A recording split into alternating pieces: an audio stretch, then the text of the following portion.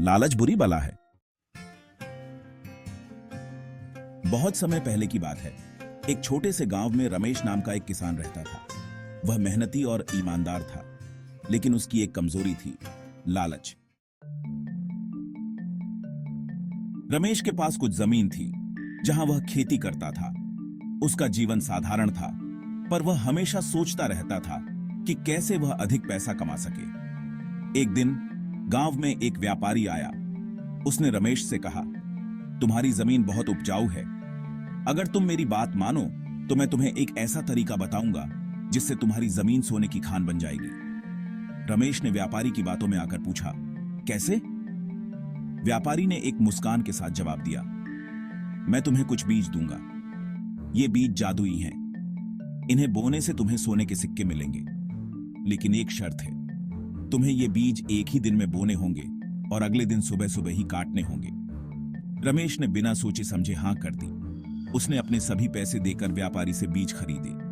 वह पूरी रात जागकर उन बीजों को बोने की तैयारी करता रहा। अगले दिन सुबह होते ही रमेश ने सभी बीज बो दिए और शाम तक प्रतीक्षा करने लगा।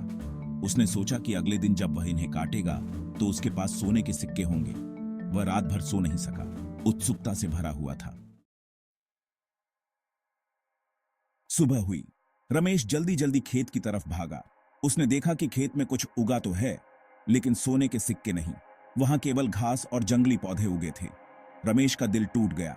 वह निराश होकर बैठ गया। इतने में गांव का एक बुजुर्ग वहां से गुजरा। उसने रमेश को उदास देखा और पूछा, क्या हुआ बेटा?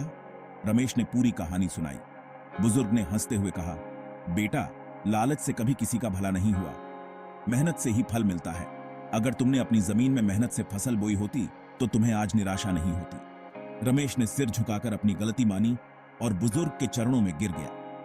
उसने प्रतिज्ञा की कि अब वह लालच नहीं करेगा और ईमानदारी से मेहनत करेगा।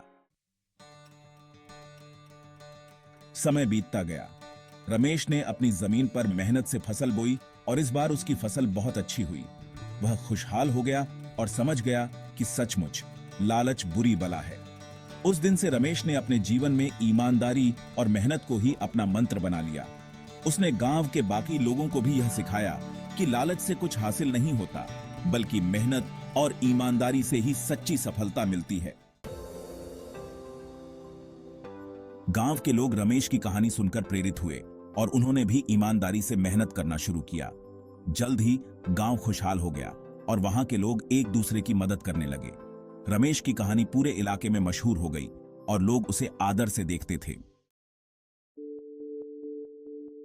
इस प्रकार रमेश की कहानी ने यह सिद्ध कर दिया कि सचमुच लालच बुरी बला है और मेहनत और ईमानदारी से ही सच्चा सुख मिलता है।